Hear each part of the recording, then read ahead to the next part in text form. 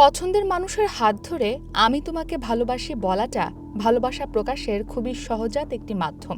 এই মাধ্যমে আমরা সবাই কম বেশি ভালোবাসার কথা জানিয়ে থাকি। তবে যদি জানতে পারেন অনুভূতি প্রকাশের এই ধরনটি সম্ভ্রমহানির সমান, তখন কি করবেন?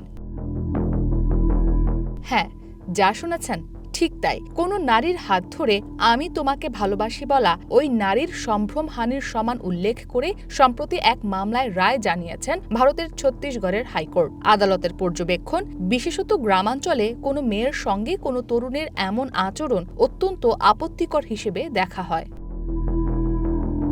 সম্প্রতি ছত্তিশগড়ে স্কুল থেকে ফেরার পথে এক কিশোরীকে প্রেম নিবেদন করে ১৯ বছর বয়সী এক যুবক। এ সময় কিশোরীর সঙ্গে তার বোন ও বন্ধুও ছিলেন। এই ঘটনাকে কেন্দ্র করে পকসো আইনে মামলা হয় অভিযুক্ত যুবকের বিরুদ্ধে। এরপর নিম্ন আদালত তাকে দোষী সাব্যস্ত করে ৩ বছরের কারাদণ্ড দেয়। পরে এই রায়কে চ্যালেঞ্জ জানিয়ে হাইকোর্টের দ্বারস্থ হন অভিযুক্ত।